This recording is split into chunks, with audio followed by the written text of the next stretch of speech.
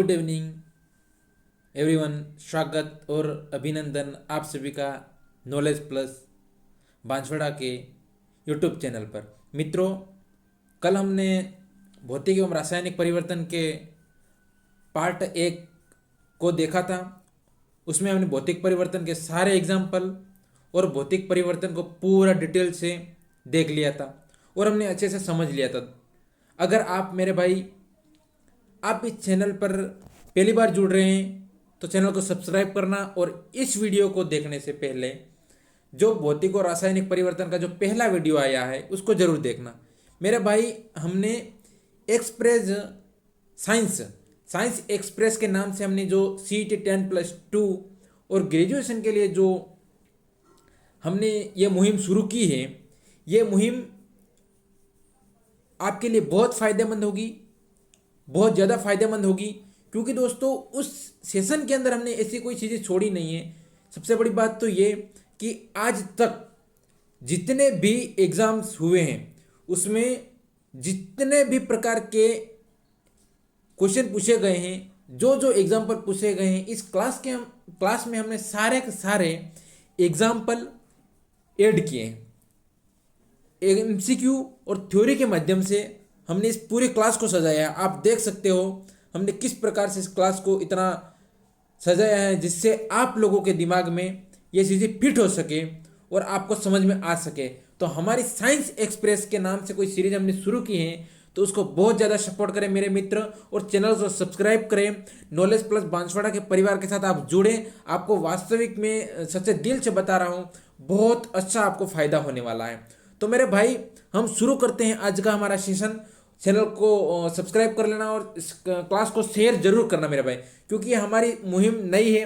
क्योंकि हमने ऑफलाइन में बहुत क्लासें ली है मेरे भाई, ऑफलाइन में हमने बहुत क्लासें ली। अभी पिछले महीने में हमने ऑफलाइन के अंदर जो क्लासें हमारी चल रही थी वहाँ पे हमने बैच पूरा हो गया। अब हमने सोचा कि सर ऑनलाइन के लिए क्या किया जाए, या फिर जो ऑफलाइन कोचिंग नहीं आ सकते उन विद्यार्थियों के लिए क्या किया जाए। तो उन विद्यार्थियों के लिए हमने इन सेशन ऑनलाइन सेशन के माध्यम से जो शिक्षा घर घर तक पहुंचाने का प्रयास किया है। तो उसको इसलिए इस चैनल को सब्सक्राइब करना और हमारे परिवार के साथ जुड़ जाना।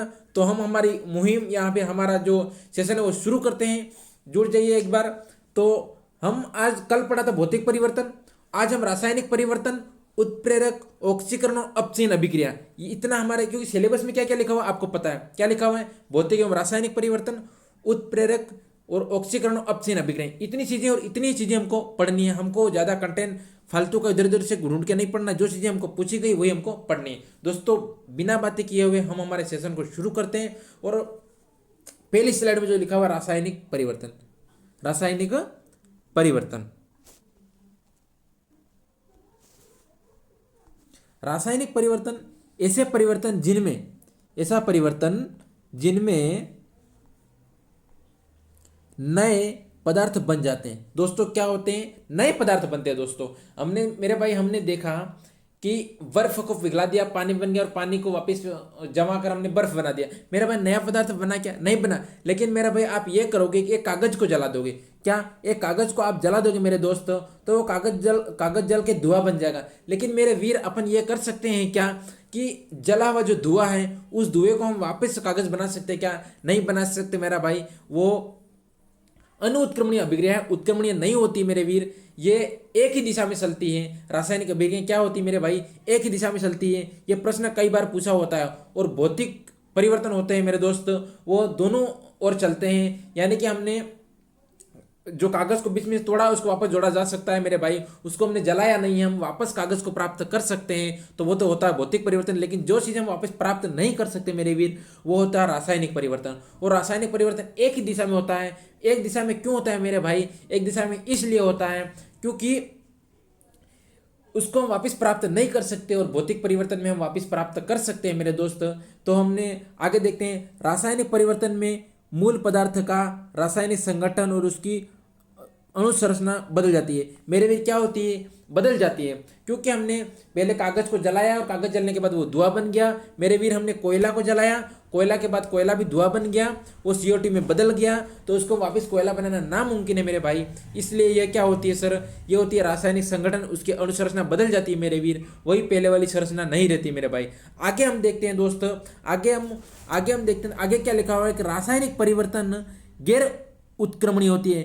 गैर उत्क्रमणीय मतलब उत्क्रमणीय नहीं होती मेरे वीर। उत्क्रमणीय क्या होती है, जैसे कि पानी से बर्फ बने, बर्फ से वापस पानी बना दिया गया, वो होती है उत्क्रमणीय। और उत्क्रमणीय होती है मेरे वीर भौतिक परिवर्तन। कौन सा होता है, भौतिक परिवर्तन। लेकिन यहाँ क्या लिखा हुआ है मेरे भाई, गैर उत्क्रमणीय। गैर उत्क्रमणीय को हम बोल सकते हैं मेरे वीर अनुत्क्रमणीय, ठीक है। ये प्रायः अस्थायी होते हैं मेरा भाई, अस्थायी होते हैं। हमने कोयला को जला दिया, कोयले से जो CO2 निकला वो CO2 ही रहेगी, वापस उसको हम कोयला बना नहीं सकते मेरे वीर, इसलिए वो अस्थायी होती है। जो हो गया सो हो गया, वापस होना नहीं है मेरे भाई, ठीक है।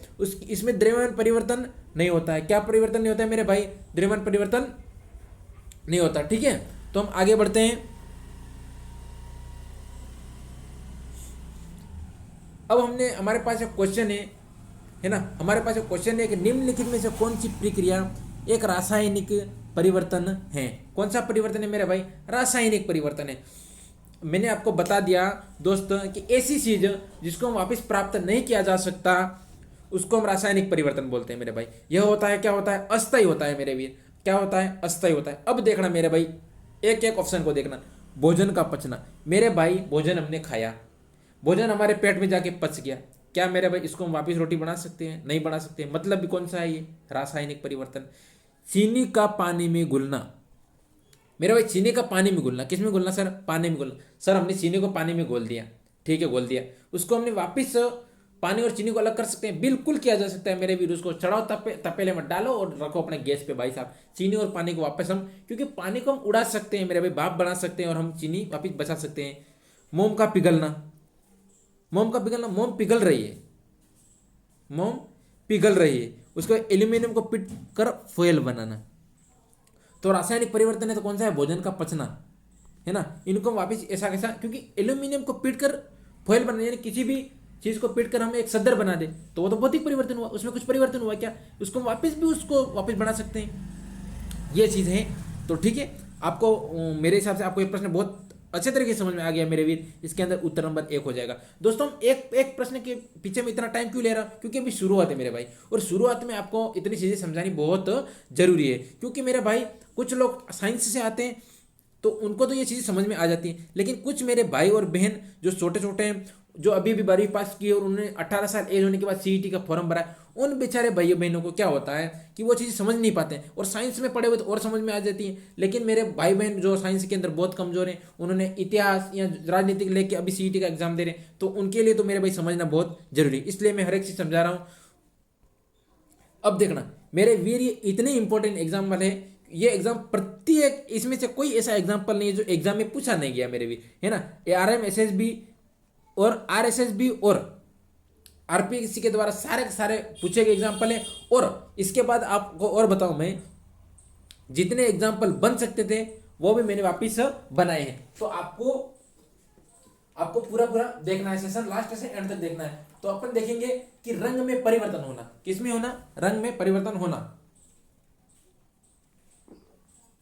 रंग में परिवर्तन एक रासायनिक परिवर्तन, लेकिन हमेशा नहीं होता है, किसी किसी अभिक्रिया में नहीं होता है, इसको हम 100% नहीं मान सकते। रंग में परिवर्तन होना एक सामान्य तो कहा जा सकता है, ये रासायनिक परिवर्तन है, केमिकल चेंजेज है, लेकिन हमेशा नहीं। आगे देखो, कोयला या ईंधन या लकड़ी का जलना, मेरे भाई जलना की बात हुई ना, जलना की बात हुई ना, हमेशा कौन सा, रासायनिक परिवर्तन ही करना है। जलना हो गया मतलब रासायनिक परिवर्तन है, इसमें कोई भी दोहराई की बात नहीं है साहब। कुछ भी जलना हो, चाहे कोयला जले, चाहे लकड़ी जले, चाहे प्लास्टिक जले, चाहे पेन जले, चाहे पेंसिल जले, चाहे हम भी जल गए ना भाई साहब, तो ये भी क्या है, ये भी हमारा है रासायनिक परिवर्तन भाई साहब, ठीक है। लोहे पर जंग लगना, लोहे पर जंग लगना भी एक रासायनिक परिवर्तन है। दूध से दही बनना क्या है, रासायनिक परिवर्तन है। क्यों, क्योंकि हम दही को हम वापिस दूध नहीं बना सकते। दूध का फटना, दूध फट गया तो क्या होगा, वापिस रासायनिक परिवर्तन होगा। सब्जी का पकना, फलों का पकना, सब्जी का सड़ना बोल सकते हैं हम। इसके बाद मोमबत्ती व अगरबत्ती का जलना, ये भी हमारा रासायनिक परिवर्तन है। लेकिन देखना, ध्यान रखना, मोमबत्ती का जलना तो रासायनिक परिवर्तन है, लेकिन मोमबत्ती जैसे जैसे जलती है वैसे के वैसे पिघलती है, वैसे वैसे पिघलती रहती है। आप हमेशा देखते होंगे दीपावली पे जलाओगे या आप किसी भी शुभ अवसर पे शायद इन चीज़ों को जलाते होंगे। तो मोमबत्ती का जलना रासायनिक परिवर्तन है और मोमबत्ती का पिघलना एक भौतिक परिवर्तन है। तो अगर आपको पूछे कि मोमबत्ती का जलना परिवर्तन है तो रासायनिक परिवर्तन, लेकिन मोमबत्ती का जलना और पिघलना ये बोले तो अगर इसमें दोनों परिवर्तन होते हैं, भौतिक और रासायनिक परिवर्तन, अगर दोनों ऑप्शन दिए हुए होते हैं तो आपको करना है भौतिक और रासायनिक परिवर्तन दोनों है। ठीक है गुरु, ओके मेरे भाई। आटे की रोटियां बनाना, आटे की रोटी में सेक डाली वापस आटा बन सकता है क्या? बिल्कुल नहीं बन सकता सर। तो ये कौन सा परिवर्तन? रासायनिक परिवर्तन। ध्वनि का उत्पन्न होना, ये याद रखना मेरे भाई, कौन सा किसका उत्पन्न होना रे? ध्वनि का उत्पन्न होना। ध्वनि का उत्पन्न होना मेरे भाई क्या है? रासायनिक परिवर्तन है, ध्यान रखना है ना। ध्वनि का उत्पन्न होना रासायनिक परिवर्तन है। श्वसन क्रिया और किसी गैस का बनना, किसी गैस का बनना या फिर श्वसन क्रिया भी क्या है सर? ये भी रासायनिक परिवर्तन है। किण्वन द्वारा शराब का निर्माण रासायनिक परिवर्तन है। पौधों द्वारा प्रकाश संश्लेषण, ध्यान रखना दोस्तों, ये बहुत ज्यादा फंसता है घड़ी बार बार एग्जाम में, है ना। पौधों द्वारा प्रकाश संश्लेषण, जो पौधे भोजन बनाते वो भी एक क्या है सर? रासायनिक परिवर्तन है। फटाकों का विस्फोट होना, जल रहे हैं ना दोस्तों, रासायनिक परिवर्तन है। पत्तियों का खाद बनना भी क्या है? रासायनिक परिवर्तन, क्योंकि पत्तियों को खाद बना रहे हैं मतलब पत्तियां क्या हो जाएगी? सड़ जाएगी। क्या हो जाएगी रे सर? सड़ जाएगी। इसके बाद शरीर में खाद्य सामग्री का ऑक्सीकरण, अगर मेरे भाई आप पेन कॉपी लेके बैठना, क्योंकि दोस्तों होता क्या है, वैसे तो ये चीजें मैं क्लास में याद आपको करवा दूंगा, है ना, ये चीजें आपको क्लास में याद करवा दूंगा, लेकिन कुछ चीजें रिवीजन के लिए चाहिए होती है मेरे वीर। ये चीजें आपको रिवीजन के लिए चाहिए होती है और ये चीजें आपको लिखनी होगी मेरे भाई। अगर आपके पास पेन कॉपी लेके नहीं बैठे हो तो जुगाड़ कर लो, है ना। पापा को बोल दो, पापा पेन कॉपी दे दो, मैं चल रहा हूँ, सर पढ़ा रहे हैं, अपन को पढ़ना है और मेरे को रिवीजन करने के लिए चाहिएगा। अगर आज क्लास देख लूंगा, वैसे आपको पीडीएफ मिल जाएगी मेरे वीर, आपको पीडीएफ कहीं भगने की जरूरत नहीं है। आपको नॉलेज प्लस बांसवाड़ा के टेलीग्राम चैनल पर पीडीएफ मिल जाएगी। अभी टेलीग्राम में कोई इशू चल रही है, इस कारण टेलीग्राम ग्रुप में कोई समस्या आ रही है ना। बाकी आपको टेलीग्राम पे और व्हाट्सएप चैनल भी मैं बना रहा हूँ जिसके अंदर आपको ये पीडीएफ मिल जाएगी, कहीं भी भगने की जरूरत नहीं है सर। आगे देखो, काटने के पश्चात सेब का भूरे रंग में बदलना। अगर हमने सेब को बीच में से काटा और कुछ देर हमने छोड़ दिया और उसके अंदर भूरे भूरे हो जाते हैं, है ना, तो उसके वो भी एक रासायनिक परिवर्तन है। इसका द्रवित पेट्रोलियम गैस का दहन, द्रवित पेट्रोलियम गैस हो चाहे कोई भी गैस हो, जलना है मतलब रासायनिक परिवर्तन है। आगे बढ़ो। अब देखो, परीक्षा के लिए याद रखने के लिए कुछ पॉइंट है दोस्त, क्या है इनके गुण है। नया पदार्थ बनता है, रासायनिक परिवर्तन में कौन सा पदार्थ बनता है? नया पदार्थ बनता है, ओके है ना। परिवर्तन अस्थायी होता है, क्या होता है? अस्थायी होता है परिवर्तन, क्योंकि हमने किसी चीज को जला डाली तो जल गई, खत्म बात वहां से, ठीक है। हाँ, वापस मूल अवस्था में लाना कठिन होता है, बिल्कुल कठिन होता है सर। हम जलाई हुई चीज को वापस कैसे ला सका? नहीं ला सका ना, बिल्कुल। ऊर्जा का परिवर्तन होता है, ऊर्जा का परिवर्तन होता है सर, बिल्कुल होता है ना। रंग, गंध, तापमान, गैस या अवक्षेप में परिवर्तन दिखाई दे सकता है, बिल्कुल सर। गंध आ सकती है क्योंकि हम खाना बनाते हैं, वो रासायनिक अभिक्रिया होती है गुरुदेव, और इसके अंदर भी कुछ आ सकती है। तापमान में परिवर्तन हो सकता है, ठीक है। आगे बढ़े। आपके सामने एक छोटा सा क्वेश्चन आया मेरे भाई, स्टेनोग्राफर 2021 में पूछा गया है कि किस प्रकार के परिवर्तन एक नया पदार्थ बनता है? क्या भौतिक परिवर्तन बनता है? नहीं, बिल्कुल नहीं बनता सर। हमने अभी देखा भौतिक और रासायनिक परिवर्तन दोनों में बनता है, बिल्कुल नहीं बनता सर। ये तो गलत होगा जाएगा, ये गलत हो जाएगा सर, ये गलत हो जाएगा। हमारा उत्तर नंबर 2 इस करेक्ट आंसर हो जाएगा। रासायनिक परिवर्तन के अंदर नया पदार्थ बनता है, बाकी किसी और के अंदर बनता ही नहीं। हमको पता है सर। अरे सही पता है क्या? कमेंट करो भाई, है ना। निम्नलिखित में कौन सा भौतिक परिवर्तन का एक उदाहरण है? भौतिक परिवर्तन, दही का बनना। सर दही बनना भौतिक परिवर्तन है क्या? क्या दही से वापिस दूध बना सकते हैं? क्या नहीं बना सकते, फिर तो ये केमिकल चेंजेज है भाई साहब। जंग लगना, बिल्कुल रासायनिक परिवर्तन, हमने अभी पढ़ा है। और काटने के बाद सेब का भूरा रंग होना, ये भी एग्जाम्पल हमने पढ़ा है। तीनों के तीनों एग्जाम्पल पढ़े मेरे वीर, हमने पढ़े कि पढ़े? अभी देखे ना, आए हुए एग्जाम्पल सीईटी 2024 के अंदर आए हुए। आप की तैयारी कर रहे हो वीर? सीईटी की कर रहे हो कि नहीं कर रहे हो? बिल्कुल कर रहे हैं सर, बिल्कुल। आगे बढ़े तो मोम का पिघलना, ये क्या है सर? मोम का पिघलना भौतिक परिवर्तन है। बाकी अगर मोम का जलना क्या होता है? रासायनिक परिवर्तन होता है। आगे देखें, जंग के लिए सही कथन, जंग के लिए सही कथन है। जंग के लिए सही कथन मेरे तो यह एक फेरिक ऑक्साइड है, यह अधातु से में लगता है, ये जलीय अपघटन का उदाहरण है। इनमें से कोई नहीं मेरे वीर, A is correct answer. Ferric oxide है, क्या है ये? फेरिक ऑक्साइड है। आगे देखो, लोहे में ये कुछ व्याख्या है दोस्तों जो बहुत इंपॉर्टेंट है आपके लिए, क्योंकि कई बार यहाँ से प्रश्न मैंने तो कई बार देखे हैं, मतलब हर दूसरे एग्जाम के अंदर यहाँ से प्रश्न देखे हैं, तो आपके लिए मैंने ये चीज़ इंपॉर्टेंट लगी, मैंने कहा ये रखना जरूरी है क्योंकि आ सकती है ना। लोहे में जंग लगना एक रासायनिक परिवर्तन है, ये बात तो हमको पता है सर, हमने पढ़ ली। लोहे पर जंग लगने से लोहे का भार बढ़ जाता है, बिल्कुल सर बढ़ जाता है, ध्यान रखना। लोहे पर जंग लगने पर एक स्टार्टिंग में पूछा गया था एक बार, और जब जब उस वक्त मैंने एग्जाम दिया था मैं खुद गलत करके आया था, ध्यान रखना। लोहे पर जंग लगने पर लोहे का भार बढ़ जाता है, ठीक है, घटता नहीं है, बढ़ जाता है। लोहा नम हवा की उपस्थिति में क्रिया करके, नम हवा में यानी कि ऑक्सीजन की उपस्थिति में क्रिया करके आयरन ऑक्साइड बनाता है। क्या बनाता है दोस्तों? Iron oxide. ये भी पूछा गया है कि जंग लगने का जो सूत्र है वो क्या है या फिर क्या है, तो ये होता है आयरन ऑक्साइड बन जाता है। क्या बनता है वीर? आयरन ऑक्साइड बनता है। और लोहे पर जंग लगने का बना पदार्थ क्या होता है? फेरसोफेरिक ऑक्साइड। फेरसोफेरिक ऑक्साइड होता है, वह भूरी परत के रूप में लोहे पर जम जाती है। भूरी परत के रूप में लोहे पर जम जाती है और जंग लगने के पश्चात उसका भार बढ़ जाता है। पेंट करके, तेल लगाकर, ग्रीस लगाकर, वसद लेपन और क्रोमियम लेपन, एनोडीकरण या मिश्र धातु बनाकर लोहे को जंग से बचाने का प्रयास किया जाता है। मेरे भाई ध्यान रखना, ऐसा क्वेश्चन पहले पूछा गया है, एक बार मैंने भी देखा था इसको, कि पेंट करके हम बचा सकते हैं जंग को, तेल लगाकर बचाया जा सकता है, ग्रीस लगाकर बचाया जा सकता है, यशद लेपन, क्रोमियम लेपन, एनोडीकरण या मिश्र धातु बनाकर लोहे को बचाया जा सकता है। और एक याद रखना, गेल्वेनीकरण। क्या? गेल्वेनीकरण। किससे? गेल्वेनीकरण के द्वारा भी उसको बचाया जा सकता है। आगे देखा है, कौन सी जंग रोकथाम की एक विधि है? कौन सी जंग रोकथाम की? अभी मैंने बताया सर, कौन सा? गेल्वेनीकरण। गेल्वेनीकरण और यशद लेपन। गेल्वेनीकरण और यशद लेपन। आगे देखिए, गेल्वेनीकरण और यशद लेपन, गेल्वेनीकरण और यशद लेपन एक धातु कार्मिक प्रक्रम है जिसमें इस्पात या लोहे के ऊपर जस्ते या जिंक की परत चढ़ा दी जाती है और इससे धातुओं का क्षरण या विशेष जंग लगना रुक जाता है ना। धातु का नुकसान नहीं होता है गुरु, और जंग लगना अधातु में नहीं लगता सर, अधातु में नहीं लगता है, ठीक है। निम्नलिखित में कौन सा रासायनिक परिवर्तन का उदाहरण नहीं है?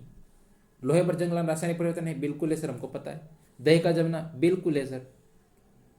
क्रिस्टलीकरण, ये सर थोड़ा गड़बड़ है भाई साहब, क्रिस्टलीकरण भौतिक परिवर्तन है गुरुदेव, है ना। और मैग्नीशियम रिबन का जलना, ये भी क्या है? रासायनिक परिवर्तन है। तो क्रिस्टलीकरण क्या है? भौतिक परिवर्तन है।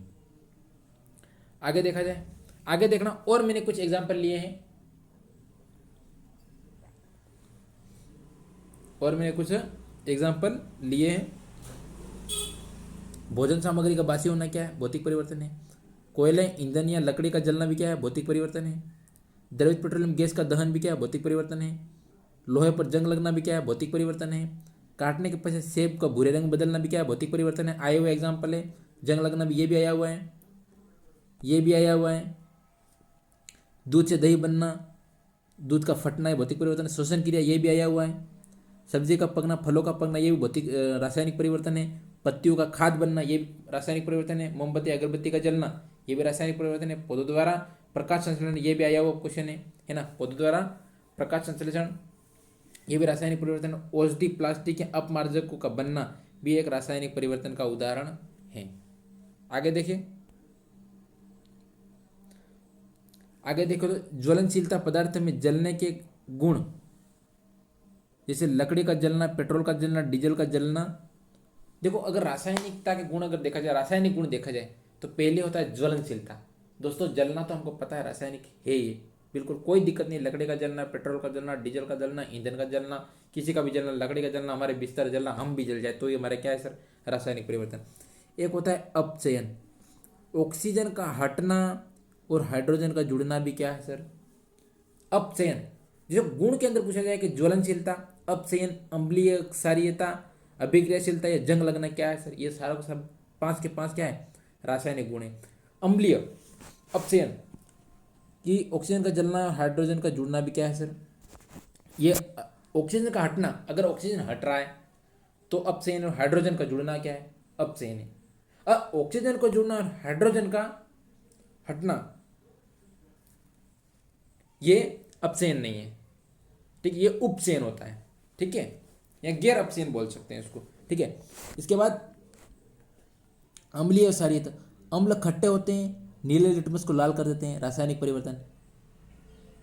और अक्षार, ये सर लिख दिया दोस्तों, क्षार कड़वे होते हैं और लाल लिटमस को नीला कर देते हैं। अभिक्रियाशीलता, किसी पदार्थ का रासायनिक क्रिया में भाग लेने का गुण।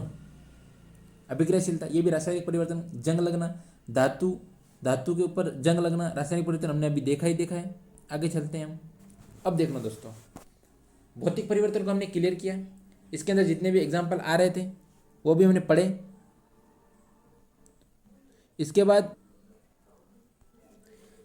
ऑक्सीकरण और अपचयन अभिक्रिया। देखो ये सिलेबस में हमारे सीधी लिखी हुई है, उसको हम ध्यान रखना दोस्तों, प्रश्न आ सकता है। ठीक है, आ सकता है, ध्यान रखना। और आपके लिए बहुत तगड़ा वाला कंटेंट यहाँ भी मैं लेके आया हूँ। ऑक्सीकरण को किस रूप में परिभाषित किया गया है? इलेक्ट्रॉन की हानि होती है दोस्तों, इलेक्ट्रॉन की हानि होना। बाकी इलेक्ट्रॉन का लाभ बिल्कुल नहीं होता सर इसके अंदर, है ना। प्रोटॉन का लाभ है ना, प्रोटॉन का लाभ, प्रोटॉन की हानि बिल्कुल। इलेक्ट्रॉन की हानि होती है सर इसके अंदर। इलेक्ट्रॉन कटता है, इलेक्ट्रॉन नेगेटिव होता है, तो सर ऑक्सीकरण अभिक्रिया कहते हैं। आगे देखते हैं दोस्तों, ये बहुत इंपॉर्टेंट है।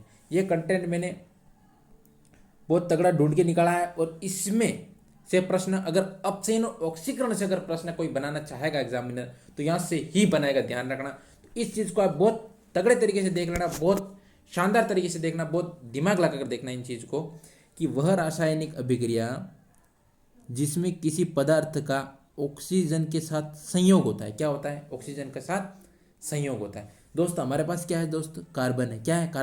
कार्बन प्लस हमने O2 किया, और क्या बन गया सर? CO2 बन गया। ये कौन सी अभिक्रिया है? ऑक्सीकरण अभिक्रिया है। ठीक है। अब देखो, अपचयन इसके साथ ही देख लेते, कंपेरिजन साथ में ही कर लेते हैं हमारे, कि वह अभिक्रिया, वह रासायनिक अभिक्रिया जिसमें किसी पदार्थ का हाइड्रोजन का संयोग होता है। अब ध्यान रखना सर, अपचयन ऐसी कोई अभिक्रिया आपको दे दी, मेरा भाई कोई होगा आर्ट्स से जिसको बेचारे को समझ में आएगा नहीं, है ना। और कई सारे साइंस वालों को समझ में नहीं आता, ये भी मुझे पता है सर। ठीक है, आप ध्यान से देख लेना इन चीज़ को, कि जिस पदार्थ के साथ अगर हाइड्रोजन जुड़ गया तो वो होता है अपचयन। लेकिन ऑक्सीजन जुड़ रहा है तो आप देख सकते हो ऑक्सीकरण है मेरे वीर। ठीक है, यहाँ पे 2Mg प्लस O जुड़ गया और 2MgO बन गया, और 2Mg मैग्नीशियम ऑक्साइड बन गया। अब ये बन गया ऑक्सीकरण है। यहाँ पे हाइड्रोजन जुड़ रहा है H2 प्लस Cl2, तो क्या 2HCl बन गया, ये भी अपचयन। आपको ये चीज़ें दोनों समझ में आ गई होगी। कार्बन के साथ ऑक्सीजन जुड़ा और ऑक्सीजन जुड़ रहा है, इसे क्या बोलेंगे? ऑक्सीकरण बोलेंगे। इधर अपचयन के अंदर हाइड्रोजन जुड़ा और हाइड्रोजन जुड़ते हैं को हम क्या बोलते हैं? अपचयन बोलते हैं। लेकिन हाइड्रोजन का निकलना क्या होता है सर? है ना, हाइड्रोजन का जुड़ना अपचयन है और हाइड्रोजन का निकलना ऑक्सीकरण। ध्यान रखना, अगर ऑक्सीजन का जुड़ना ऑक्सीकरण है तो ऑक्सीजन का निकलना अपचयन है। ठीक है, आगे देखो, वह रासायनिक अभिक्रिया जिसमें किसी पदार्थ का ऋण विद्युत तत्व से संयोग होता है ना। वह रासायनिक अभिक्रिया जिसमें किसी पदार्थ का ऋण विद्युतीय तत्व, किससे? ऋण विद्युतीय तत्व से संयोग होता है। ठीक है, ये देखो Fe है ना, और क्लोरीन है ना। फेरस का क्लोरीन के साथ हमने अभिक्रिया की तो ये FeCl2 बन गया, है ना, फेरस क्लोराइड बन गया। ठीक है, तो ये क्या है? यह भी एक ऑक्सीकरण है। लेकिन इधर देखना, वह रासायनिक अभिक्रिया जिसमें पदार्थ का धन विद्युत तत्व से संयोग होता है। धन विद्युतीय तत्व से Mg प्लस होता है मेरे वीर, और क्लोरीन होता है वो माइनस होता है ना। और मैग्नीशियम के साथ क्लोरीन जुड़ गया, यानी कि धन विद्युत तत्व से संयोग होता है, तो वह कौन सी होती है? अपचयन होती है। लेकिन ऋण विद्युत तत्व से संयोग होता है तो वो होता है ऑक्सीकरण होता है। क्या होता है? ऑक्सीकरण होता है। वह रासायनिक अभिक्रिया जिसमें किसी पदार्थ का हाइड्रोजन की कमी हो रही हो। हाइड्रोजन की कमी, अभी थोड़ी देर पहले आपको बताया नहीं बताया? देखो, बताया कि नहीं बताया? अभी बताया। देखो ये चीज़ आ गई ना, पूछेगा, ध्यान रखना यहाँ से प्रश्न। इसलिए मैं धीरे धीरे इसको कॉन्सेप्ट लेके चल रहा हूँ, ध्यान रखना यहाँ से, पूछेगा ही पूछेगा, है ना। कि ऑक्सीकरण रासायनिक अभिक्रिया में केवल किसी पदार्थ का हाइड्रोजन की कमी होती है सर। क्या होती है? हाइड्रोजन की कमी होती है। देखो H2S है, H2 अलग हो गया और S अलग हो गया, सल्फर अलग हो गया। इसमें CH3CH2OS हो गया। इसमें से देखो CH3CHO हो गया और हाइड्रोजन अलग हो गया। इधर वह रासायनिक अभिक्रिया जिसमें किसी पदार्थ से ऑक्सीजन की कमी हो। अगर ऑक्सीजन की कमी हो रही है या ऑक्सीजन बाहर निकल रहा है तो वो है अपचयन, और ऑक्सीजन जुड़ रहा है ऑक्सीकरण है ना। हाइड्रोजन जुड़ रहा है अपचयन है, हाइड्रोजन बाहर निकल रहा है ऑक्सीकरण है। हाइड्रोजन बाहर निकल रहा है तो ऑक्सीकरण है। याद देखना, वह रासायनिक अभिक्रिया जिसमें किसी पदार्थ से धन विद्युत तत्व की कमी होती है। धन विद्युत तत्व की कमी होती। देखना यहाँ पे कि 2KCl प्लस Cl2, यहाँ देखो 2KCl प्लस L2 बाहर हो गया। धन विद्युत तत्व की कमी होती है, और धन विद्युत की तत्व की कमी होती है तो उसको हम ऑक्सीकरण बोलते हैं। देखो लिखिए, ऑक्सीकरण वह अभिक्रिया है जिसमें पदार्थ ऑक्सीजन या ऋण विद्युत तत्व के संयोग करता है, अथवा हाइड्रोजन या धन विद्युत तत्व की कमी होती है। ध्यान रखना, यह होता है ऑक्सीकरण। हो गया होगा आपको, शायद समझ में आ गया होगा ये चीज। वह रासायनिक अभिक्रिया जिसमें किसी पदार्थ को ऋण विद्युत तत्व की कमी हो, ऋण विद्युत तत्व की कमी हो तो उसको हम बोलते हैं अपचयन अभिक्रिया में। 2FeCl3 में हमने 2FeCl2 में Cl2 बाहर हो गया है ना, दो Cl2 बाहर हो गए तो उसको हम, क्योंकि वह आप देख रहे हो ना कि ऋण विद्युत तत्व की कमी, और ऋण विद्युत तत्व की क्या हो रही है, यहाँ पे कमी हो रही है, Cl2 बाहर हो रहा है, माइनस नेगेटिव होता है Cl2 पे, तो जो ऋण विद्युत है वो बाहर हो रहा है। अपचयन वह रासायनिक अभिक्रिया जिसमें हाइड्रोजन या धन विद्युतीय तत्व का संयोग होता है। वह रासायनिक ऑक्सीजन परमाणु, यह ऑक्सीजन परमाणु या ऋण विद्युत तत्व की कमी होती है। तो ये ऑक्सीजन और अपचयन के अंदर मेरे वीर आपको समझ में आ गया होगा। मैंने जैसे भी आपको समझाया, एक बार और लिखना उसको, इन दोनों का डिफरेंस चेक करना, और डिफरेंस के बाद इन चीज़ों को इतने अच्छे तरीके से इनको पढ़ना, आपको दिमाग के अंदर सेट हो जाएगा। दोस्त मैंने बहुत मेहनत की इस वीडियो के लिए। आप इसको शेयर जरूर करना मेरे वीर, आपको चैनल को सब्सक्राइब जरूर करना, और हमारे फैमिली के साथ जुड़ने की कोशिश जरूर करना। दोस्तों हमारे यह चैनल नहीं, ये हमारा परिवार है, और इसके साथ जुड़ना, मैं आपके साथ हमेशा के लिए खड़ा रहूँगा। आपको पूरी की पूरी साइंस बिना 1 रुपये लिए यूट्यूब पर इतनी शानदार पढ़ाऊँगा, और उसके बाद पूरा का पूरा PDF भी आपको कंटेंट टेलीग्राम चैनल और व्हाट्सएप चैनल के माध्यम से फ्री उपलब्ध कराने की कोशिश करूंगा। मेरे दोस्त आपको चैनल को सब्सक्राइब करना और वीडियो को शेयर जरूर करना मेरे भी, क्योंकि हमारा चैनल न्यू है, क्योंकि हमने ऑफलाइन के अंदर बहुत सेवाएं दी, लेकिन हर कोने तक, हर एक गरीब विद्यार्थी तक हमारा पहुंचना नामुमकिन था। इसलिए हमने इस चैनल का आगाज किया है, और इस चैनल का आगाज करने का मतलब आप निकाल सकते हो मेरे वीर, आप मेरे साथ जुड़ सकते हो। मैं भावेश कुमार आपका फिर से एक बार स्वागत करता हूँ, और बेहद तहे दिल से स्वागत करना। जो मेरे साथ जुड़े हैं, आपने मेरे पे विश्वास किया, उस विश्वास पे खरा उतरूंगा मेरे वीर। आपको आपके सामने आपको मैं दिख नहीं रहा हूं मेरे भाई, लेकिन मेरी याददाश्त, मेरी दिल दिमाग आपके साथ जुड़ा हुआ है मेरे भाई। ठीक है, हम आगे बढ़ते हैं। आगे हमारा एक प्रश्न है,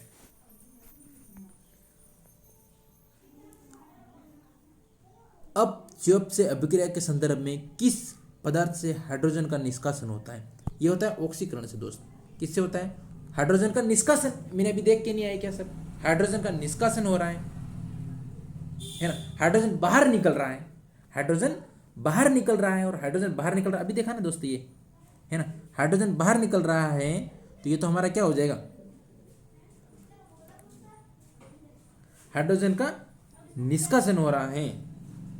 तो हाइड्रोजन का ऑक्सीजन का जुड़ना और हाइड्रोजन का निष्कासन ऑक्सीकरण के अंदर होता है, ये रहा ना, है ना। हाइड्रोजन का निष्कासन ये रहा, हुआ ना, H2S में से H2, ये वाला हुआ कि नहीं हुआ, है ना। तो हाइड्रोजन का निष्कासन हुआ, H2S में से H2 अलग हो गया, S अलग हो गया, तो ये तो ऑक्सीकरण के अंदर होता है। अगर ऐसे ही बोलता है कि वह रासायनिक अभिक्रिया जिसमें पता नहीं ऑक्सीजन का निष्कासन होता है, अरे ऑक्सीजन का निष्कासन होता है फिर अपचयन हो जाता सर, है ना। तो बिल्कुल सही बात है सर। तो हमारे ऑक्सीकरण ये हमने सही कर दिया। आगे चलो, अब देखना उत्प्रेरक आ गया। क्या आ गया दोस्त? उत्प्रेरक, और उत्प्रेरक से भी सवाल बन सकता है। ठीक है, क्रिया के आधार पर उत्प्रेरक 4 प्रकार के होते हैं। कितने प्रकार के होते हैं सर? 4 प्रकार के होते हैं। पहला होता है धनात्मक उत्प्रेरक। धनात्मक उत्प्रेरक, अच्छा धनात्मक उत्प्रेरक क्या होता है? धनात्मक मतलब धन, है ना, धनात्मक उसका वेग बढ़ेगा, धनात्मक मतलब बढ़ेगा, ऋणात्मक मतलब घटेगा। क्या? उत्प्रेरक जो रासायनिक अभिक्रिया के वेग को बढ़ाते हैं उन्हें धनात्मक उत्प्रेरक कहते हैं। रासायनिक अभिक्रिया के वेग को बढ़ाते हैं उसको धनात्मक उत्प्रेरक बोलते हैं। और ठीक है, और ऋणात्मक उत्प्रेरक जो रासायनिक अभिक्रिया के वेग को कम करते हैं उन्हें ऋणात्मक उत्प्रेरक कहते हैं। आया समझ में? देखो, स्वतः उत्प्रेरक, जब किसी रासायनिक अभिक्रिया में बना उत्पाद ही उत्प्रेरक का कार्य करता है। जब किसी रासायनिक अभिक्रिया में जो उत्पाद होता है वही उत्प्रेरक का कार्य करने लग जाता है, जो अभिक्रिया के अंदर जो मौजूद है वही उसका काम करने लगे, तो उसको स्वतः उत्प्रेरक कहते हैं। और अर्थात अभिक्रिया में वेग को बढ़ा देता है और उस उत्पाद को स्वतः उत्प्रेरक कहते हैं। उत्प्रेरक वो होता है जो अभिक्रिया के वेग को बढ़ा देता है। अगर वेग को बढ़ाता है तो धनात्मक उत्प्रेरक, अगर वेग को कम करता है यानी कि कुछ ना कुछ परिवर्तन करता है। दोस्त क्या करता है? परिवर्तन करता है। उत्प्रेरक क्या करता है? अभिक्रिया में कुछ ना कुछ वेग के अंदर परिवर्तन करता है, या तो बढ़ा देता है या घटा देता है। अगर बढ़ा रहा है तो वो तो होता है धनात्मक, और घटा रहा है तो उसको हम बोलेंगे ऋणात्मक। और स्वतः जो खुद ही उसके अंदर परिवर्तन कर देता है, बड़ा या घटा है, ठीक है, बढ़ा देता है, ठीक है। जैव उत्प्रेरक वे पदार्थ जो जैव रासायनिक अभिक्रियाओं के वेग को बढ़ाते हैं, जैव रासायनिक अभिक्रियाओं के वेग को बढ़ाते हैं, उन्हें जैव उत्प्रेरक कहते हैं। वे पदार्थ जो जैव रासायनिक अभिक्रियाओं के वेग को बढ़ाते हैं। सर कौन से जैव रासायनिक अभिक्रियाओं के वेग को बढ़ाते हैं? फिर तो ये जैव उत्प्रेरक होंगे, क्योंकि जैव रासायनिक अभिक्रिया की बात हो रही है तो फिर उनके वेग को बढ़ा रहा है तो फिर जैव उत्प्रेरक ही होगा सर। इन्हें एंजाइम उत्प्रेरक भी कहते हैं। मेरे भाई ध्यान रखना, आगे प्रश्न आएगा, एंजाइम उत्प्रेरक भी कहते हैं किसको? जैव उत्प्रेरक को बोलते हैं एंजाइम उत्प्रेरक। भौतिक अवस्था के आधार पर उत्प्रेरक दो प्रकार के होते हैं। अच्छा, भौतिक अवस्था के आधार पर उत्प्रेरक दो प्रकार के होते हैं। क्रिया के आधार पर तीन प्रकार के। कौन कौन से? धनात्मक, ऋणात्मक और स्वतः उत्प्रेरक। स्वतः उत्प्रेरक को हमने क्या बोला? नहीं, और जैव उत्प्रेरक। चार प्रकार के होते हैं। कौन से? धनात्मक, ऋणात्मक, स्वतः और जैव उत्प्रेरक। जैव उत्प्रेरक को हमने एंजाइम उत्प्रेरक भी बोलते हैं। और भौतिक अवस्था के आधार पर जो हमारे उत्प्रेरक होते हैं वो होते हैं सर कितने प्रकार के? सर चार प्रकार के होते हैं। पहला समांगी उत्प्रेरक, दूसरा विसमांगी उत्प्रेरक। समांगी क्या होते हैं? जब किसी रासायनिक अभिक्रिया में उत्प्रेरक, अभिकारक तथा उत्पाद तीनों ही भौतिक अवस्था में समान होती है, तीनों की भौतिक अवस्था समान होती है, उसको समांगी उत्प्रेरक बोलते हैं। और देखो कि विसमांगी उत्प्रेरक, जब किसी रासायनिक अभिक्रिया में अभिकारक उत्प्रेरक की भौतिक अवस्था भिन्न भिन्न होती है तो उसको हम विसमांगी, यानी कि भौतिक अवस्थाएं उनकी भिन्न भिन्न होती है तो विसमांगी उत्प्रेरक होता है। जिनकी भौतिक अवस्थाएं समान होती है उसको हम समांगी उत्प्रेरक कहते हैं। आगे उत्प्रेरक के बाद उत्प्रेरक क्या होता है, क्या चीज होती है, इन चीजों के बारे में और देखते हैं हम। तो उत्प्रेरक 1835 के अंदर, कब दोस्तों? 1835 के अंदर, 1835 में बर्जिलेस भाई साहब ने, कौन सा भाई साहब है हमारा? बर्जिलेस ने क्या बोला साहब? उसको एक कीड़ा था भाई साहब, बर्जिलेस जी ने बोला साहब एक उत्प्रेरक नाम की कोई चीज होती है। किसी ने मेरे जैसे नहीं पूछा सर क्या होती है फिर ये? उसने बोला देख भाई, उत्प्रेरक वो होता है जो अभिक्रिया होती है ना उसके वेग को प्रभावित करता है ना। क्या करता है दोस्त? प्रभावित करता है। आप दोस्त ध्यान से सुनना, आपको चीज याद हो जाएगी, आपको रटने की आवश्यकता नहीं है ना। कि बर्जिलेस भाई साहब ने बोला कि ये अभिक्रिया में कुछ कुछ गड़बड़ करता है सर। क्या करता है? या तो बढ़ाता है या घटाता है, कुछ ना कुछ तो कीड़ा है उसके अंदर। ऐसा है क्या सर? बिल्कुल सर, बर्जिलेस ने बोला बिल्कुल ऐसा कांड है। 1835 के अंदर बर्जिलेस ने बोल दिया कि रासायनिक अभिक्रिया के वेग को प्रभावित करता है कौन? करता है उत्प्रेरक करता है। कब बोला? 1835 के अंदर बोला। उनकी उपस्थिति मात्र रासायनिक क्रिया के वेग को बढ़ जाता है, उनकी उपस्थिति मात्र से रासायनिक क्रिया का वेग बढ़ जाता है, परंतु रासायनिक क्रिया के फलस्वरूप पदार्थों की स्वयं की संरचना या गुण धर्म अप्रभावित रहते हैं। अगर पदार्थ परंतु रासायनिक क्रिया के फलस्वरूप ऐसे पदार्थों की स्वयं की संरचना और गुण धर्म, संरचना देखो, उत्प्रेरक उसके वेग को बढ़ाता है घटाता जो भी करता है, लेकिन उसकी स्वयं की संरचना और गुण धर्म अप्रभावित रहते हैं, उस पर कोई प्रभाव मेरे वीर नहीं पड़ता है, ध्यान रखना। अब बर्जिलेस ने बोल दिया 1835 के अंदर, बर्जिलेस ने ऐसे पदार्थों को उत्प्रेरक कहा। उदाहरण के लिए फलस्वरूप potassium chloride, potassium chloride KClO3, ये हमारा पोटेशियम क्लोराइड का सूत्र है। उन्होंने इसको बोला कि बहुत अधिक ताप पर गर्म किया जाए तो इससे धीरे धीरे ऑक्सीजन गैस निकलती है। जैसे कोई ये इसी को मान लो पोटेशियम क्लोराइड, और पोटेशियम क्लोराइड को बहुत अधिक तापमान पर गर्म करते हैं दोस्तों, इसको बहुत अधिक तापमान पर गर्म करते हैं, फिर भी ये धीरे धीरे ऑक्सीजन गैस छोड़ेगा, धीरे धीरे ऑक्सीजन गैस छोड़ेगा। तो उसको ने बोला क्या? ऐसे पदार्थ को उनको उसने क्या बोला? उत्प्रेरक बोला। और इसी प्रकार एक और होता है MnO2 मैग्नीशियम ऑक्साइड। यह क्रिया में उत्प्रेरक का कार्य करता है। यह इस क्रिया में उत्प्रेरक का कार्य है ना। इस क्रिया में उत्प्रेरक का कार्य कौन करता है? MnO2 करता है। देखना यहाँ पर 2KClO3 पोटेशियम क्लोराइड किसकी उपस्थिति में सर? MnO2 की उपस्थिति में, और 2KCl प्लस 3O2, तो यह क्या करेगा सर? अभिक्रिया के वेग को बढ़ा देगा और MnO2 अलग हो जाएगा। तो कुछ ऐसे पदार्थ जिनकी उपस्थिति मात्र से ही उत्प्रेरक की उत्प्रेरण शक्ति बढ़ जाती है, कुछ ऐसे पदार्थ जिनकी उपस्थिति मात्र से उत्प्रेरक की उत्प्रेरण शक्ति बढ़ जाती है, परंतु ऐसे पदार्थों को स्वयं उत्प्रेरक का काम नहीं करते, ऐसे पदार्थों को उत्प्रेरक वर्धक कहते हैं। प्रोमोटर्स बोलते हैं। किसको बोलते हैं? एक बार और देखना। परंतु ऐसे पदार्थ जो स्वयं उत्प्रेरक काम नहीं करते, ऐसे पदार्थों को उत्प्रेरक वर्धक कहते हैं। उत्प्रेरक का उपयोग सर कहाँ होता है? आजकल उत्प्रेरक का रासायनिक उद्योग में बहुत अधिक मत, क्योंकि रासायनिक उद्योग होते हैं मेरे मित्र, जैसे कोई खाद्य उद्योग होते हैं, कई प्रकार के उद्योग होते हैं, है ना। तो उसके अंदर उनको क्या होती है सर? इनकी ज़रूरत पड़ती है। तो इसी प्रकार उसको वहाँ पे बड़े बड़े उद्योगों में काम मिल जाता है, किसको? उत्प्रेरक को। इसी प्रकार जीव रासायनिक उत्प्रेरक, जीव रासायनिक उत्प्रेरक या फिर एंजाइम मनुष्य के पाचन तंत्र में, क्योंकि दोस्तों वहां भी अभिक्रिया बढ़ानी है सर, उसके अंदर भी अभिक्रिया होती है, तो एंजाइम उत्प्रेरक मनुष्य के अंदर होते हैं, मनुष्य के पाचन तंत्र के अंदर कार्य करता है, तो अत्यधिक उपयोगी होता है। दोस्तों हमारे शरीर के अंदर भी एंजाइम उत्प्रेरक बहुत ज्यादा उपयोगी होता है, ठीक है, क्योंकि अभिक्रिया फिर धीरे होगी, है ना, अभिक्रिया धीरे होगी, हमारे पाचन क्रिया धीरे होगी, क्योंकि मेरे दोस्तों हमारे शरीर को भी इतना शानदार, हम जब पाचन तंत्र पढ़ेंगे इतना तगड़ा वाला पढ़ेंगे, आप भी सोचोगे मेरे वीर क्या पढ़ाया सर ने, है ना। तो ये होती है कि एंजाइम उत्प्रेरक मनुष्य के अंदर बहुत इंपॉर्टेंट है। कुछ प्रमुख उद्योगों के प्रयोग में किए जाने वाले उत्प्रेरक व एंजाइम निम्न सारणी में प्रदर्शित, आगे मैं बताता हूं आपको सारणी में।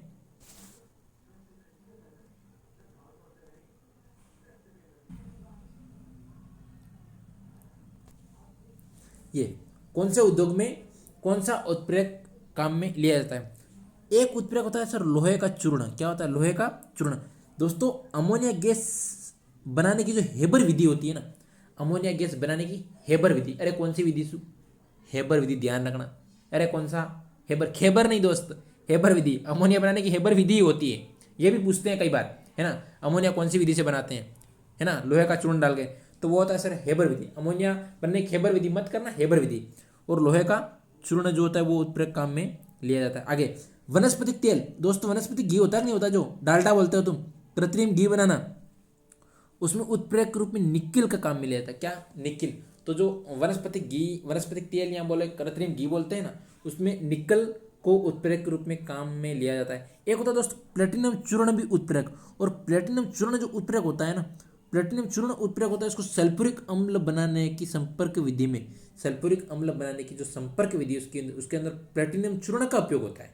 किसका, प्लेटिनम चूर्ण का उपयोग, ठीक है। सल्फ्यूरिक अम्ल बनाने की शीश कक्ष विधि, सल्फ्यूरिक अम्ल बनाने की संपर्क विधि में प्लेटिनम चूर्ण, लेकिन सल्फ्यूरिक अम्ल बनाने की शीश कक्ष विधि में नाइट्रोजन के ऑक्साइड जो उत्प्रेरक होता है, नाइट्रोजन के ऑक्साइड का प्रयोग किसमें होता है मेरे वीर, सल्फ्यूरिक अम्ल बनाने की शीश कक्ष विधि। इसके बाद आगे देखा जाए तो गर्म एल्यूमिना, गर्म एल्यूमिना, एल्कोहल से ईथर, ध्यान रखना दोस्तों ये क्वेश्चन पूछा गया है, मैंने देखा है कई बार इसको, है ना। गर्म एल्यूमिना उत्प्रेरक होता है, उसका उपयोग कहाँ होता है, तो एल्कोहल से ईथर बनने की विधि में, एल्कोहल से ईथर बनाने की विधि में गर्म एल्यूमिना का प्रयोग किया जाता है। क्लोरीन गैस बनाने की डिकन विधि, ये भी याद रखना बहुत इंपॉर्टेंट है। क्लोरीन गैस बनाने की डिकन विधि से क्यूप्रिक क्लोराइड, क्यूप्रिक क्लोराइड होता है, उसका उपयोग क्लोरीन गैस बनाने के डिकन विधि में उपयोग होता है। पेप्सिन एंजाइम, दोस्तों पेप्सिन एंजाइम हमारे पेट में भी होता है, तुम्हें पता होगा, तो आराम से उसको बहुत तगड़े तरीके से पढ़ेंगे जब हम पाचन तंत्र पढ़ेंगे, ठीक है। तो आमाशय में प्रोटीन की पेप्टाइड में अपघटित करने के लिए, प्रोटीन होता है ना, जब हम भोजन के द्वारा प्रोटीन खाते हैं मेरे भी, प्रोटीन को जब पेप्टाइड में बदला जाता है उसके लिए हम पेप्सिन एंजाइम की आवश्यकता होती है। कौन सी एंजाइम की, तो पेप्सिन एंजाइम भी ये उत्प्रेरक। अब आपको शायद समझ में आ गया होगा ये एंजाइम उत्प्रेरक क्या चीज होती है ना। तो एंजाइम, है ना, तो पेप्सिन एंजाइम ये होता है, पेप्सिन एंजाइम आमाशय में प्रोटीन को पेप्टाइड में अपघटित करने के लिए पेप्सिन एंजाइम का उपयोग होता है। यही हमारे जस्ट नीचे इरेप्सिन एंजाइम, इरेप्सिन एंजाइम आंतों और प्रोटीनों को अमीनो अम्ल में अपघटित करने के लिए इरेप्सिन, ऐसा आंतों में प्रोटीन को अमीनो अम्ल में बदलना, अच्छा प्रोटीन को अमीनो अम्ल में तो इरेप्सिन बदलेगा, लेकिन आमाशय प्रोटीन को पेप्टाइड में पेप्सिन बदलेगा, प्रोटीन को पेप्टाइड में पेप्सिन बदलेगा, और प्रोटीन को अमीनो अम्ल में अपघटित करने के लिए इरेप्सिन एंजाइम जो है वो होता है। पेनक्रियाज, पेनक्रियाज में प्रोटीनों की को अमीनो अम्ल में अपघटित करने के लिए ट्रिप्सिन एंजाइम काम में लिया जाता है। सर ट्रिप्सिन एंजाइम का पेनक्रियाज, पेनक्रियाज में प्रोटीनों को अमीनो अम्ल में, अच्छा प्रोटीनों को पेनक्रियाज में प्रोटीनों को अमीनो अम्ल में बदलना ट्रिप्सिन एंजाइम काम करता है। और फाइलिम एंजाइम, और फाइलिम एंजाइम होता है वो करता है मानव लार, हमारे जो मुंह के अंदर लार निकलती है, मानव लार को स्टार्च को ग्लूकोज में, मानव लार होती है वो स्टार्च निकलता है और उस स्टार्च को ग्लूकोज में बदलने का काम करता है, वो होता है फाइलिन एंजाइम। ग्लूकोज से एथिल अल्कोहल बनाने में कौन सा काम करता है, तो जाइमेस एंजाइम, जाइमेस एंजाइम क्या करता है, ग्लूकोज से एथिल अल्कोहल, ग्लूकोज से एथिल अल्कोहल बनाएगा कौन, तो जाइमेस एंजाइम। इसके बाद डाइएस्टेस एंजाइम, सर डाइएस्टेस एंजाइम स्टार्च से माल्टोज बनाने में, स्टार्च से माल्टोज बनाने में जो काम करेगा वो डाइएस्टेस एंजाइम। कौन सा एंजाइम? डाइएस्टेस एंजाइम। इसके बाद माइकोडमी एसीटी, माइकोडमी एसीटी। और माइकोडमी एसीटी गन्ने की शक्कर में सिरके के निर्माण में, गन्ने की जो शक्कर, जो इसको सिरके के निर्माण में, गन्ने की शक्कर से, जैसे गन्ने की शक्कर में जो शक्कर से जो होता है सिरके का निर्माण, तो उस सिरके के निर्माण में जो होता है वो माइकोडमी एसीटी जो एंजाइम होता है, माइकोडमी एसीटी एंजाइम से सिरका निर्माण में काम में आता है। इसके बाद इन्वर्टेज एंजाइम। दोस्तों मैं टाइम ले रहा हूँ, आपको याद करने की कोशिश कर रहा हूँ। आपको लग रहा हो सर इतनी सी छोटी चरण में आप इतना टाइम क्यों ले रहे हो? मेरे भाई आपको दिमाग तक, अगर आपके ये कानों में तगड़े वाले ईयरफोन लगे हुए मेरे भाई, तो आपको चीज़ें आपके दिमाग तक पहुंचाने में, आपको समझाने में टाइम ले रहा हूँ मेरे वीर। मैं यूँ कोई वो तो नहीं कर रहा हूँ मेरे भाई। तो आपको कहीं कुछ करने की जरूरत नहीं, आप आराम से दिमाग से सुनो। हमारा दिमाग कहीं बाहर बाहर जाना नहीं चाहिए। आप जयपुर हो, जयपुर से बाहर नहीं जाना चाहिए, है ना। अपने रोम के अंदर होना चाहिए, रोम के अंदर भी नहीं जाना चाहिए। हमारा दिमाग दिमाग के अंदर ही होना चाहिए। हमारा फोन हमारी फोन की स्क्रीन पर या हमारी लैपटॉप की स्क्रीन पर होना चाहिए मेरे वीर, ठीक है। लैक्टिक और वेसिली, लैक्टिक और वेसिली ये भी एक उत्प्रेरक होता है। लैक्टिक और वेसिली जो उत्प्रेरक होता है उनका दूध से लैक्टिक अम्ल में, दूध से लैक्टिक अम्ल बदलने का जो एंजाइम होता है वो लैक्टिक या वेसिली एंजाइम होता है मेरे भाई। आपको बहुत तगड़े तरीके से ये सारणी समझ में आई होगी। और मैं आशा करता हूँ किसी न किसी एग्जाम में, या तो ग्रेजुएशन एग्जाम में लेवल की सीईटी में, या फिर 10+2 सीईटी के अंदर क्वेश्चन वाइज आप फंसेगा, यहाँ से फाइनली फंसेगा। कोई वो किंतु परंतु नहीं है मेरे भाई। आगे बढ़े सर? बिल्कुल सर, आगे चलो। ये तो हमने देख लिया, समांगी और विसमांगी उत्प्रेरक हमने देख लिया सर। देखो निम्नलिखित में कौन सा उत्प्रेरक का प्रकार नहीं है? अच्छा देखो, हमने समांगी उत्प्रेरक पढ़ा था, बिल्कुल सर। विसमांगी उत्प्रेरक बिल्कुल पढ़ा था सर। एंजाइम उत्प्रेरक बिल्कुल, एंजाइम उत्प्रेरक हमने पढ़ा था सर। लेकिन कृत्रिम उत्प्रेरक हमने सर पढ़ा नहीं। अरे सर पढ़ा था क्या? बिल्कुल नहीं पढ़ा। तो ये क्या होता है? ये उत्प्रेरक बिल्कुल ही नहीं होता sir. 3 number is correct answer. Okay sir, आगे बढ़े। दोस्तों ध्यान रखना, आपके लिए बहुत खतरनाक टाइप का तोहफा है। और तोहफे में ये चीजें हैं कि आपको 26 तारीख को शाम को 7 बजे, शाम को 7 बजे आपको जुड़ना है। और यहीं इसी चैनल पर, नॉलेज प्लस बांसवाड़ा के चैनल पर आपको इतिहास की मैराथन मिलेगी। और इतिहास के अंदर आपको क्या मिल रहा है? इतिहास की पूरी आधुनिक इतिहास का, ऐसे नहीं कि रिवीजन नहीं, पूरा का पूरा कंटेंट इतना तगड़े तरीके से 5-6 घंटे या 4 घंटे जो भी लगते हैं, हम इतने शानदार तरीके से आपको ये पढ़ाने वाले हैं। 1857 की क्रांति, 1857 की क्रांति, उसके बाद हमारा किसान आंदोलन, किसान आंदोलन के बाद जनजातीय आंदोलन, इसके बाद एकीकरण। ये 4 टॉपिक आपको मैं पढ़ाने वाला हूं। किस पर? 26 तारीख को शाम को 7 बजे इसी चैनल पर आपको ये वीडियो मिल जाएगा मेरे वीर। तो आपको चैनल को सब्सक्राइब तो करना भूलना नहीं मेरे भाई, ठीक है। आप हमारे परिवार से बिल्कुल जुड़ना दोस्तों। आपको अपने छोटे भाई बहनों को भी बताना, क्योंकि सर ने जो क्लासेस शुरू की है वो आपको बहुत ज़्यादा काम आएगी मेरे भाई। क्योंकि मैंने चीज़ों को बुनियादी से चुना है, और इतने अंदर जाके गहराई में जाके हमने इस चीज़ों को इसलिए बताना चाहता हूँ क्योंकि मेरे भाई कुछ लोगों को समझ में नहीं आती, साइंस बहुत कमज़ोर है। और मैंने ऐसे फाकालॉजी नहीं करी मेरे भाई, मैंने बहुत ईमानदारी से मेहनत की है। इतने से सेशन को मेरे को तैयार करने में, ये 43 से 45 मिनट का सेशन होने वाला है। और इस सेशन को तैयार करने में मैंने लगभग 3 घंटे से 4 घंटे तक काम किया, लगातार बैठ के, एक ही जगह बैठ के काम किया। तो आप इस मेहनत को मेरे भाई जरूर अपनी अपनी आप ये मेहनत, ये मेरा वो सौभाग्य मिला मेरे को कि ये मेहनत करने का। और आप मेरे छोटे भाई बहनों के लिए, तो मेरे भाई आपको पढ़ना है और अपने मम्मी पापा के सपनों तो खरे उतरने की कोशिश करना है। क्योंकि मेरे भाई मम्मी के सपने, पापा के सपने अपनी आंखों अपन को देखते हुए कि मेरा बेटा आज नौकरी लग जाएगा, कल नौकरी लग जाएगा, हमको टाइम पास नहीं करना मेरे वीर। हमको बहुत तगड़ी वाली पढ़ाई करनी है जब तक नौकरी नहीं मिल जाती मेरे भाई, ठीक है। तो आपको इसीलिए इस चैनल को सब्सक्राइब करना है, आपको जुड़ना है सर। आपको बहुत अच्छा फायदा मिलेगा। आपको नॉलेज प्लस बांसवाड़ा आपको इतनी चीजें देगा बिल्कुल फ्री में जो आप उम्मीद तक नहीं कर सकते। इसीलिए इसी के बाद और एक चीज मैं बताने वाला हूं कि जो रीट का एग्जाम, जो रीट के भैया बहन जो भी हैं, रीट लेवल 1 और रीट लेवल 2, इनके लिए भी जीके के सेशन बहुत जल्दी शुरू होने वाला है ना, बहुत जल्दी शुरू होने वाला है ना। तो ये आपके लिए जो सेशन है वो आपको मिल जाएगा।